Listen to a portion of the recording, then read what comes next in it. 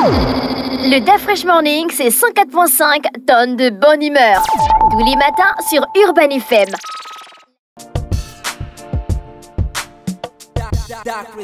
Sur les 104.5, René Ruth, le versus nous emmène où ce matin? Le versus nous emmène d'un côté aux États-Unis et de l'autre au Royaume-Uni, où on va comparer la bannière étoilée et Dieu protège la reine, sinon devenu Dieu protège le roi. Ça vous dit bien quelque chose? Quand on parle de bannière étoilée. La bannière étoilée, c'est l'hymne national des États-Unis. Des États-Unis. Oui. God Save the Queen. Bon, God Save the King. Oui. C'est pour l'Angleterre. Oui, on a changé. Donc, pour les origines, donc on va commencer par la bannière étoilée qui existe depuis quelle année selon toi? Tu penses que c'est assez ancien? On a écrit les paroles en quelle année? Je sais pas, peut-être en 1400. Non, pas quand même 1400, 1814. 1814. Oui, 1814 par Francis Scott Case pendant la guerre de 1812. Et la mélodie est basée sur une chanson populaire britannique.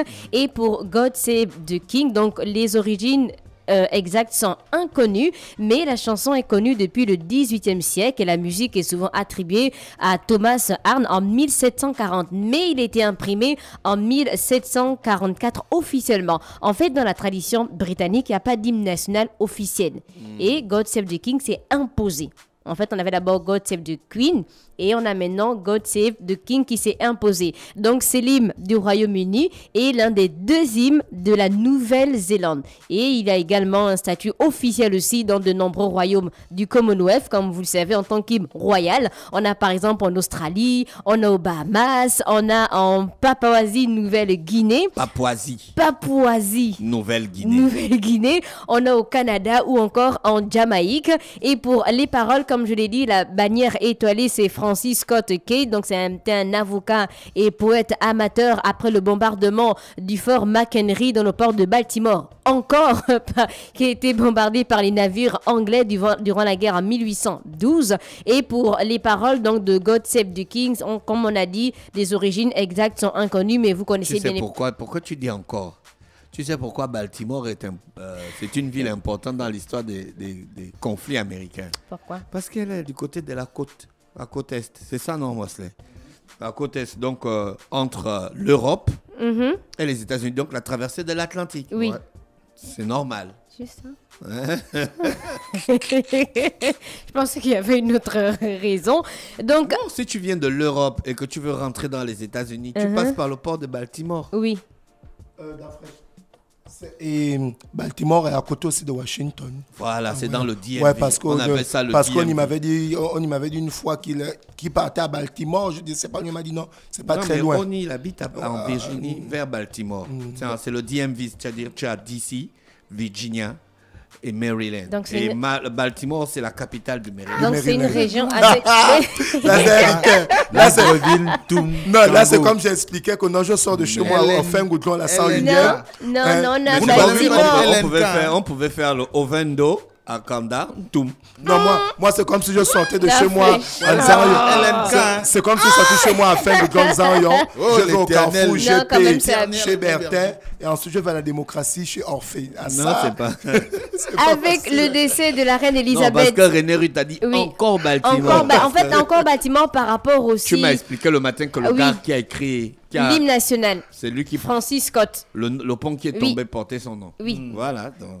Avec le décès de la reine Elisabeth II et l'accession au trône de Charles III, donc l'hymne britannique God Save the Queen est devenu God Save the King après 70 ans. Donc les paroles ont changé et ont repris la forme qu'elles avaient entre le 22 janvier 1901 et le 6 février 1952. Donc il y avait le décès de la reine Victoria et la date d'accession au trône d'Elisabeth. Donc il faut savoir que, comme je l'ai dit, il n'y a pas de version officielle de l'hymne national. Donc la monarchie reconnaît aujourd'hui par tradition le premier et le troisième couplet du texte, et il y a d'autres couplets couplets qui ont été ajoutés, mais qui sont rarement utilisés. Donc pour les États-Unis, on va dire la bannière étoilée a été adoptée comme hymne national en 1931 et pour God Save the King, donc jamais adopté officiellement par une loi, mais utilisé comme hymne national par convention. Donc pour le thème, donc la défense héroïque du fort McHenry,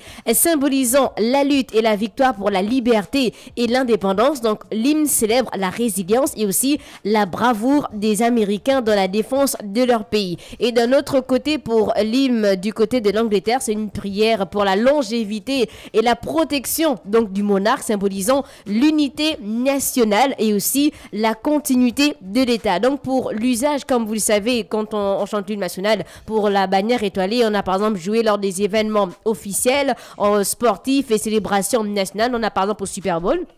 L'hymne national, la bannière étoilée, on chante ça dès qu'il y a une compétition officielle. Oui, général. Même si les enfants du primaire font un match, la classe du CM2 contre la classe du CM1, on fait l'hymne national. C'est abusé aussi. C'est abusé quand même. En fait, moi, je me disais, en fait, avant de faire les recherches, que c'était juste par rapport à certains événements, vu que je l'écoutais plus lors du Super Bowl, par exemple, où on a Beyoncé qui a interprété, on a Lady Gaga, on a Ariana Grande qui a interprété, mais là, après... N'importe qui peut... Ils ont même fait venir Miyagi, le guitariste japonais, pour faire l'hymne national américain. N'importe qui peut chanter ça. N'importe. Tu es une grande star, René Ruth, on t'appelle. S'il y a une cérémonie américaine, on t'appelle, on dit que non, René Ruth, c'est une grande star. Elle va chanter l'hymne national. Mais il n'y a que les militaires américains qui vont soulever le drapeau. Le drapeau. Un citoyen? Non. Bon. Pour... Un militaire. Il faut être militaire pour soulever le drapeau aux États-Unis. Donc pour God Save the King, pour l'usage... Donc un militaire, on peut pas... Mais tu vois pas quand il y a le Super Bowl. On peut pas. Il y a la personne qui chante, oui. Et puis il y a les militaires à côté qui soulèvent le drapeau. Donc si la cérémonie se passe par exemple en province, il doit toujours avoir un officier à côté, un militaire. Il faut les militaires pour faire la montée. Okay. Ouais, c'est propre quand même, je kiffe. Ouais, non, je kiffe. Il y a une variation, donc une seule version officielle pour la bannière étoilée, mais des interprétations variées dans les arrangements et aussi les performances. Et pour God Save the King, on a plusieurs versions qui existent. Les paroles et l'arrangement musical aussi peuvent varier selon le monarque régnant, donc soit c'est le roi ou encore la reine. Et pour la durée moyenne de la bannière étoilée, on est à environ 1 minute et 30 secondes dans sa version standard.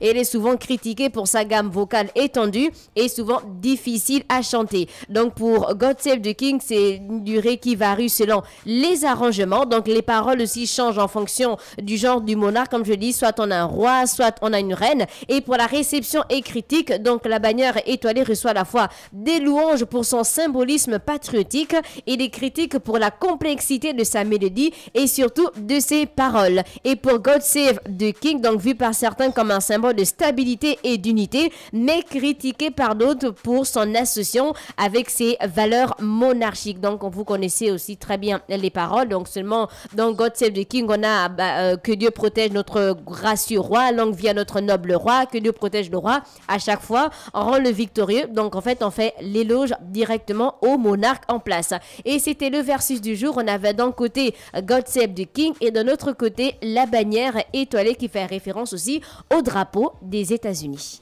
Merci René Ruth avec nous ce matin sur les 104.5 Urban FM, la station urbaine dans Luda Fresh Morning, le réveil matinal le plus de la capitale sur la radio la plus de la capitale. On va en musique, on se retrouve juste derrière. Le Da Fresh Morning, c'est 104.5 tonnes de bonne humeur. Tous les matins sur Urban FM.